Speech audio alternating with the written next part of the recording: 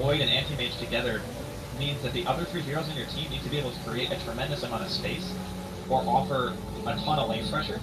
And so far, it doesn't really seem like LGD have really been able to accomplish either of those things. Yeah. I think the Faceless Void Ancient Apparition opening also kind of signals that, right? Where if the lane phase goes bad, like Void's not going to give you high damage for those first couple of rotations. The Ancient Apparition will be far enough on that it doesn't have an ice ball. So there's definitely a weakness in their trap that they kind of expose pretty early, just kind of exacerbated by the fact that this was the AM. Both you and I liked it. It looks to be a good AM if you can actually get to that point. Actually get the farm form. He's trying to take this tier 1 tower to get the Battle Fury, but the high ground push is already coming for Evil Geniuses. Look at RTZ. These treants and familiars go. Already down almost half HP on a tier 2 tower. 15 lanes. He's got the items in the front line as well. He's got the Hood of Defiance. He's got the Medallion, almost the full Solar Press. Once he gets those, killing him is going to be just... I don't even know if they can. Okay, so this is the way the siege goes down from EG. They have Universe potentially and RTZ hitting a tower. And then the way that you want to engage is you want to chrono frontline heroes. But you can't, because there's a Naga Siren. Yep. So as soon as the song comes out, your form of initiation that is supposed to guarantee like this follow-up damage is just completely nullified because you won't be able to finish the tankiest hero on a team. Like 4 stacks of Gravekeeper's Cloak, a Hood and a Medallion, soon to be Solar Press.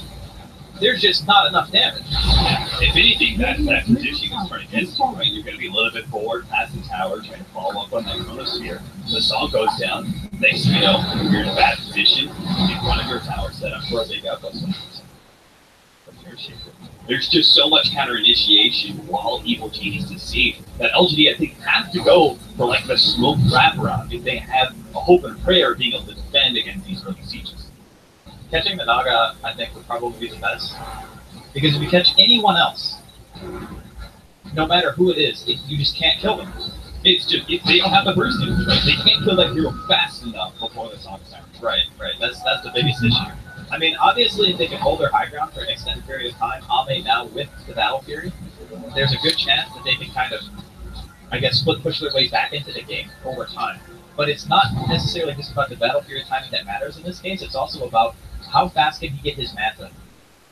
Because the Manta could be a stage where he forces EG to use their abilities suboptimally, and that's really what you need to do to kind of throw a wrench into their plan. Another push. Evil Genius is nailed. A little bit far forward, so he's right back away.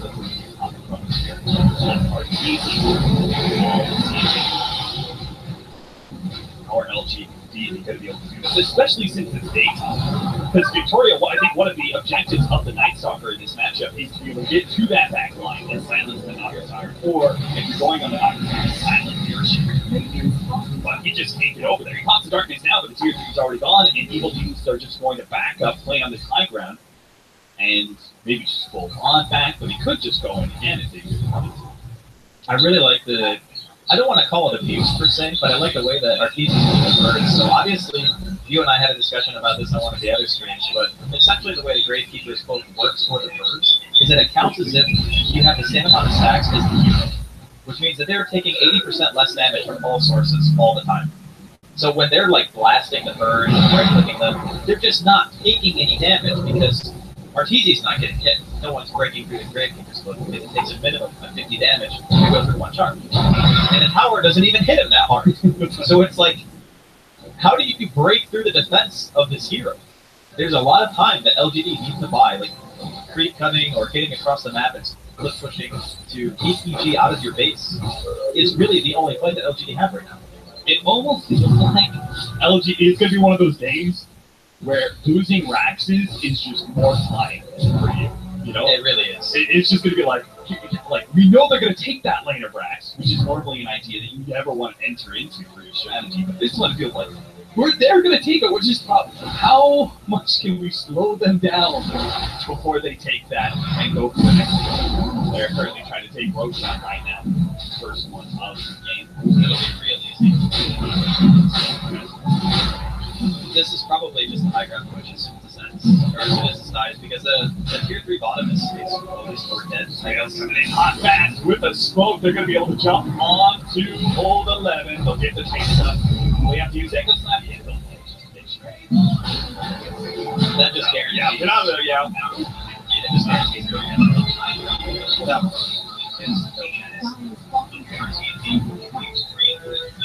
It's a hero, no shot, very quickly checking all the boxes. The crazy thing about this game is Ame is still sitting atop the network, despite everything that's happening so far. If EG, for whatever reason, blunder their push, there is an opportunity for LGD to come back into the game, for sure. The question is how, like with the way their pushes go, hold that thought. Wow, they're really committing to this one, even though they don't have Echo Snap. And Chris doesn't have last, so it's sounds out. No, that's a cold beat. Plus, maybe almost as possible. You can get the last little bit of box. Snap forward, maybe trying to get away to Breathify the extra damage, but it doesn't actually kill that Sumail Earthshaker, and the Ice Blast doesn't land. Which might have just been such luck.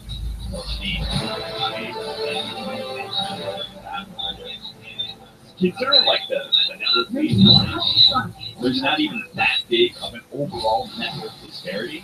So that trade was actually like, you know, when you're really far behind, you can actually kind of trade a 2-position or 3-position, be okay with it. Yeah, just because the network discrepancy is so forth. Yeah. This time it's not really the case. It's more about EG's lineup just is so difficult for LGD to handle with the tools they currently have.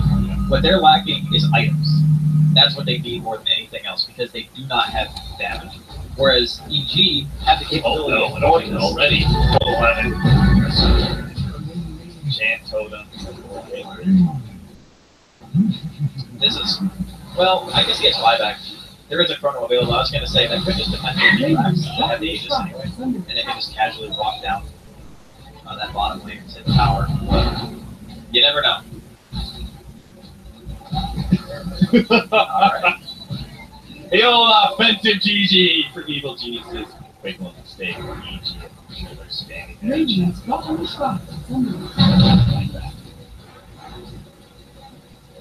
Well, let's see if EG deals some damage here. Oh, I guess the Void spent his money.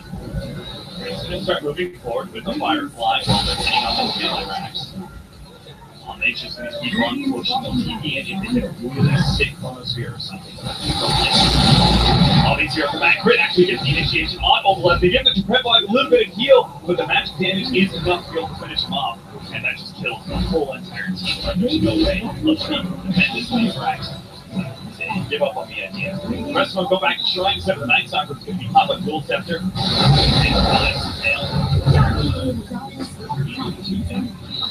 Quick rotation by EG.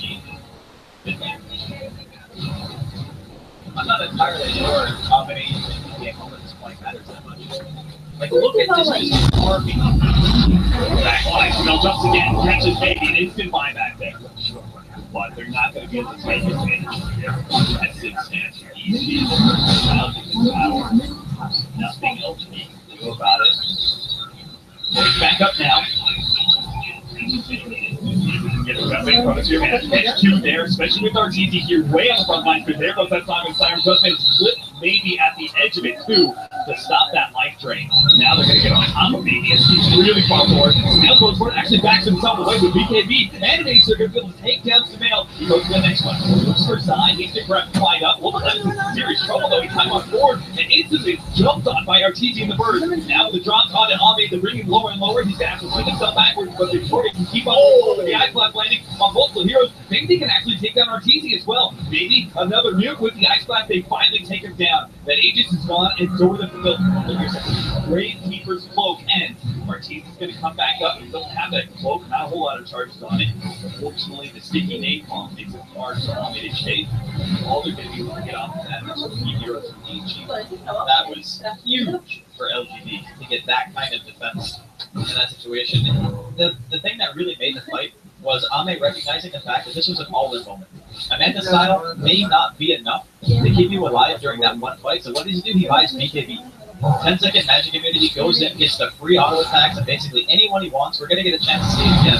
At this point in time, there was no AA blast to be able to be thrown out. We saw Zai with the counter initiation and the song. And you kind of think at this point, okay, well, he can probably just run. but they don't. And now they're going to be going for more kills here on the side of EG as they manage to secure the kill on Baby. No buyback for a full minute. This is a bit of a bummer. Catch all around as well. Nail in range for the Gold Scepter. Victoria's got to stop this chain total, but he's not going to be there in time to take it away from the last Sidewalk, my friend, there'll always be another EG member that is make sure. Really hoping to be able to pick up these cans up before this AG are relentless here. Another lane of racks is space for Ame. It's so painful that they ended up losing the Void. You would have had Chrono for this. Chrono just came off cooldown about a second ago. The BKB was up as well for Ame. There was potential for them to defend, but they went out of base and weren't expecting EG to be across the map that fast. End up losing two integral heroes for the base defense, and now they're searching. You can't push her in top lane too. Yeah, that's 4 range groups. That is pretty spooky. I don't know if you want to try to force it. It's well, Roshan's still a ways away. Yeah, I was just gonna say that, but it's 2 minutes until we know when it's possible. So not just 2 minutes until it's gonna be up. So it does buy time for the anti-mage to finish up the mana style. That means you won't have buyback, but at this point you kinda need to not have buyback anyway. If you don't have every item in your inventory as the anti-mage right now to defend, then your buyback is meaningless. If you have to hit level 20, you get the 15%. Yeah, I think so on this game. A lot of the time you want stats, but against like the right click damage, and because of the fact that he has such an early BKB, I feel like the evasion is just more useful. Unfortunately, there's still that damage. He's still getting a lot of damage from RTZ. Yeah, the unfortunate part is the first ring. Even if he has like butterfly or whatever, that Earthshaker can still just punch him in the face with a lot of damage. He's got 4 Solar Crest. I still pick one up too. I think this needs to be careful not to get spotted by the bird. So 10 seconds on the. I like this because if he found the right hero with his template, he would actually get a quick thing. That would really help.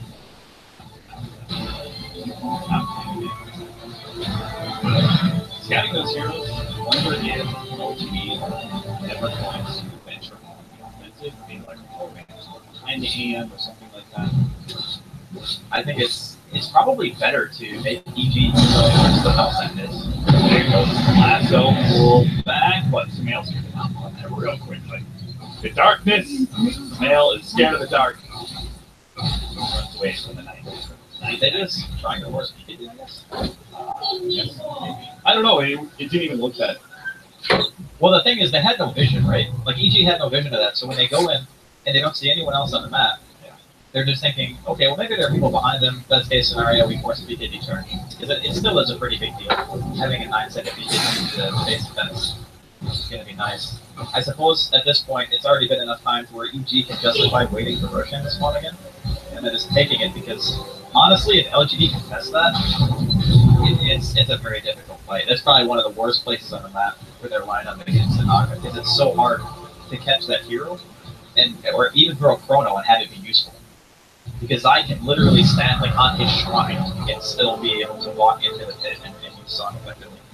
Like the Aghanim choice next for Ame, got a lot of very dangerous single target abilities. You've got the Snare from Naga Sirens, and you've got the Bat Rider Lasso. You've even got Grave Chill. That'd be pretty helpful. Yeah, I like the Grave Chill and get into yourself. Normally, I'm a big fan of things like Lincolns over Aghanims, but in this game, he's under so much pressure, and they don't know how much time they have to be able to realistically farm another item. Aghanims, for the time frame that he has, is probably the best service. But if you bounce back the Lasso, so like proceeds of 14. I think he disables auto attack on that, but I don't actually do the interaction. Yeah. You don't think about it, right? You block the Lasso, and obviously you turn around and actually lassos the match, and you're like, what? I would have bet. He just right-clicked an illusion, kind of revealed himself in the 4 minutes. They just had to have to hurry because they don't want to be losing too many tracks. You're going to jump in now. They actually go straight for Samael. He goes ahead and Dual Scepters himself up. He's still going to go for this round here. They have the vision. It's a little bit late, but they aren't going to be able to catch Samael in the trees. In the meantime, meantime, the rest of the fight rages on. Old 11 is unable to get off his chronosphere. So now Ame is in a bit of trouble. He's going to be controlled up heavily by the birds. Victoria and Navy are still sitting on the side as the helpers to this animation. They are starts backing himself away. Victoria is going to have to be the one that goes down to help the AM escape. And now, so that he only has Manta coming up in 5 seconds time. That 5 seconds doesn't clear. The main left kill Navy here. The red flag does stop a lot of the damage coming his way. We're still going to go for the right click and actually gets it with a Shadow Blade, but now Ami comes forward with the Manta, doesn't have the ultimate, and they do have the Song of Sirens to get the extra kill. Even, tells though they all TP away. A brief kick on Baby's husband. That was an amazing fight for SGD. Like, sure, they lose some heroes, but they didn't even chrono. Like, they go in from the side, they catch Sumail right away, they took down Universe. At that point in the fight, you're already feeling like that's a victory, more or less. And they take away a lot of the trees. You're just trying to really buy this extra time. So that, after the Aghanims, you get the Invisible Blade at the anti-mage, maybe eventually make your way to a Butterfly. Slowly but surely, even though EG has like this 10k network lead, if you keep taking successful fights and delaying, there is still a small chance for LGD to make their way back. Who is this Mornigan Draskell that I'm talking to? You looked at it as they were able to survive without them. Oh no, they're going to be able to kill Universe here, so 1-for-1 try to... Oh no! Samantha, what happened? He messed up the blink. Wasn't able to get off the Echo Slam, and now, well, Victoria's still definitely dead, but maybe he's going to be able to get a lot of damage on his side. They're trying to finish him up, so we don't have to worry about that Song of Sirens happening anyway. Omi's going to be able to take him out. Yeah, going to be chased down by Familiars. Run, yeah, you run! Run away from the birds! Omi, he turns and fights, he pops his DKB, he actually still had that one. He can go for Sumail. He's out of mana, so his damage is not doing nearly enough. It's the physical damage. The bird's too much. Omi tries to get away with it, no! He couldn't blink out, the Familiars catch him first. The attacks are too fast. He does have a buyback. And there is Roshan up, so I'm not sure if Evil Teams are going to force that out of him. But a big win there from EG. Yeah, they're going to throw the scouting LT into the pit. EG will probably just walk straight in there after the shrine usage here. It was so unfortunate because the Void just keeps dying before he's able to hold it. Like, 11 has not really been able to use his Chronosphere in the last 2 big engagements. At that time, it ended up hurting a lot. Imagine if they had his Chrono, they probably would have been able to finish at least 2 or 3 heroes off, just because of how farm the anti-mage is comparative to everyone else in the game. What do you think about this Omicron? Because that would frequently be a blink dagger. That would help him get off Chronosphere in these nasty situations. I feel like he may regret that choice a little bit, but I don't know. It feels like one of those games where, okay, I blink Chrono, but there's an August Siren on the other team, so maybe his justification for not buying it straight away is this is something that allows me to farm. I can be out on the map a little bit longer. I'm not getting some kind of guaranteed value, whereas the blink doesn't necessarily guarantee that you're going to get the fight. I think at this point, though, after having seen the way that everything has gone, that blink may have been a better option, but I still think that their lineup is at a huge disadvantage just given what he did do in the early game. I mean, just give it up on that Aghanim. He saw the amount of damage he took from Solar Crest plus Aghanim's Verse from the Visage, and he said, oh no, I gotta get myself some armor. He's gonna go for the Assault Cuirass next instead. He did go for the plus 10 all stat. Okay. I mean, if you're gonna buy the Fight Mail, then it makes sense to go stats, because it's a better effective HP. And you still want to be able to deal enough damage to get kills. And it probably just doesn't feel good. Yeah. I mean, and I suppose there's that guy is doing a tremendous amount of work. Like, given the game that he's had, he's pretty much the one keeping LGD in the game. There's Familiars, top target. The old left on hard left-hand side here for a free opening to a Chronosphere. Been the problem though, Evil Genius is the way they set up. They're really forcing LGD to defend. It's very hard to just that line, just 675 range to be able to get in position and get off the Chronosphere. Especially if you've got quick fingers. Like, got a lot of instant stun, and you also have that board kick for the side. Oh, the birds are gonna find 11 here. Oh no! They're gonna have the range tracks. That gets them permanent damage, and it might just actually give them full range track. Until you start running out of damage, it's gonna have to run down. RTD himself is going to be gone out. It's going to be Echo Slam, and there goes the corner two. Avatar is going to be forced down here, but a really long range maybe pull is going to be able to take away that Aegis from Seville's Urging. And on the position, triple drop from Aegis. Seville's going to be able to catch 11, and they'll take him down. Ame causes BKB, but he's not able to get any real good damage. In fact, the Seville's are doing too much to him. He has to go back to the fountain, and that leaves either pieces of the opening to move forward onto these barracks. Maybe. Somehow has to defend this one melee Rax against these Treants and against these familiars. Our team starts coming forward, moves up Victoria, and with all that damage, towards the critical line, well, it doesn't actually save him because that just increases the damage from Arteezy's Soul Assumption nuke to finish him off. Lucian, Familiars, Ame has to find an opening, and he does get Universe, a big blast. When the Ice Blast come in, as long as it hit these heroes, oh my god, he actually cut the cheese just before the Ice Blast clipped him. Lucian goes up to full HP. Ame, at half, not feeling comfortable, moving forward, has to go back to the fountain once again, but it does look like LGD has held once again. Costing the tier 3, costing the range racks. They're sitting on one last building against Megas, but LGD are grinding out survival.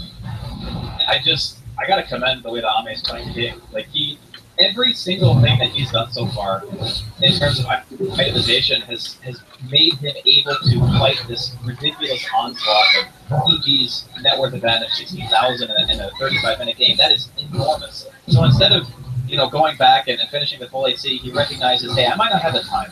I'm just going to buy the item that gives me the most bang for my buck right now, and that's the Vibes. It helps against all the damage that the trees do, the illusions, the visage birds, and all this stuff. And looking forward, potentially into the next game as well.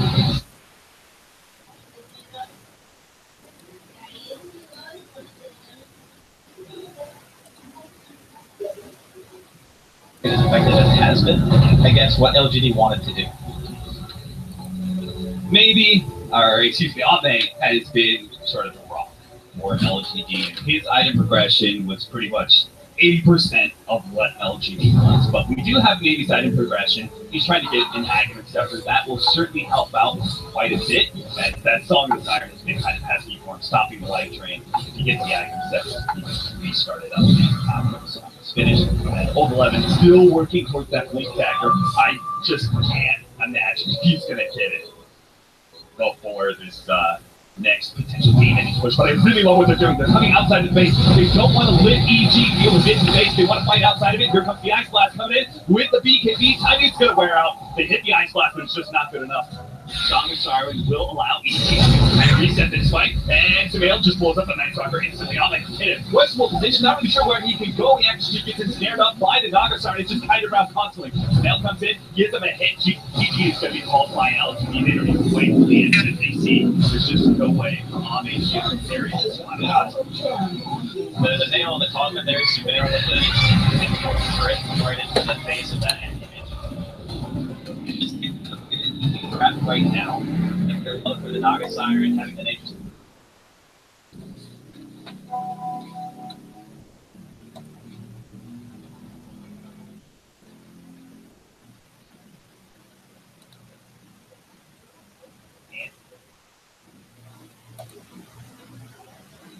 He made in the lane that you really have to worry about, like securing farm for it.